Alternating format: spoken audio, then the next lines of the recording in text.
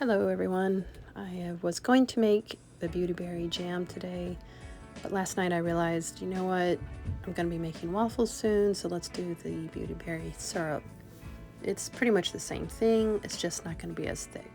So you're going to bring your water to a boil, add your berries, and then once they've boiled for a while, you're just going to try to smush the berries to get all of that natural juices out.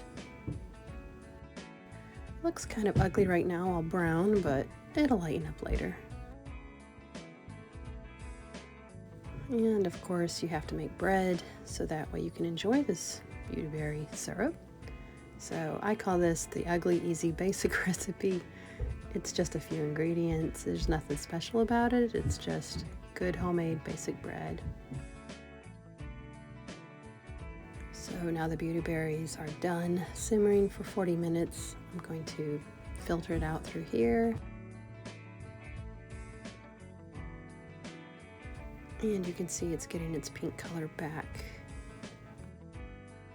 If you're wondering what these taste like, they kind of have a mixture between, I'd say, grape and raspberry. This is why I'm not a big fan of them. I really don't like grape things, but the kids, again, they love it. Then I'm going to pour it back into here so I can add the lemon juice, and I'll be bringing it to a boil, and then I'll add the sugar and the pectin.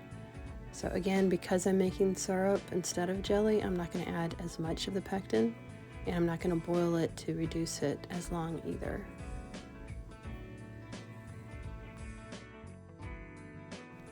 I figure too, making the syrup is more versatile, so I don't see us using almost a quart of jelly in the next half year. So you bring it to a boil, and then let it boil for about a minute, and then you remove it from heat. Checking on my bread, it's doing well. We'll get to that in a minute. And it's done. I'm going to pour the syrup into the quart jar. It's still really hot, so it's like a juice texture right now, but as it thickens, it'll be more of a syrup texture.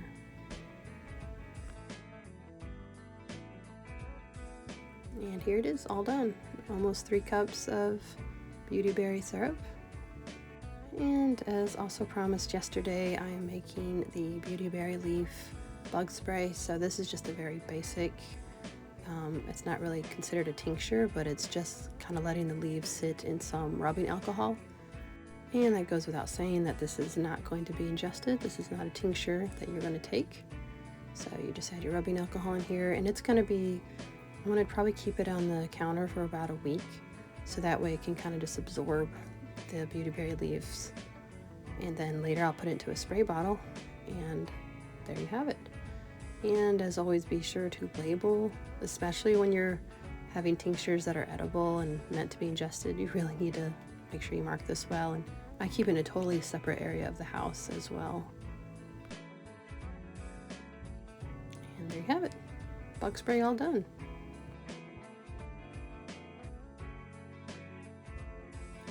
And back to my bread. It's finally had a chance to rise. This nifty little thing right here, I got it at a thrift store. I had no idea what it was. I come home and I Google, it's like a single serving lasagna pan. Never heard of such a thing, but it works so well for making tiny little loaves for my kids. And again, like I said, these are ugly, basic bread, so nothing special. They aren't the prettiest, but boy, they do taste good. Now this is why I love this little pan. Like, yes, it's for lasagna, but look how easy these things slide out. I mean, you can oil a bread pan all day long, but it seems like it's always getting stuck somewhere. So you pull these out, and they are not stuck, and they just flip right off, which really makes my life a lot easier.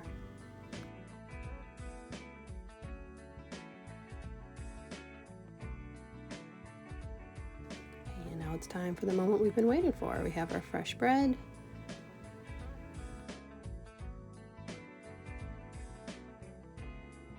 We have our Beautyberry syrup, which it's still really warm. It'll continue to thicken up, but there you go. And as always, if you could like or subscribe wherever you saw this video, I would really appreciate the followers. Thank you.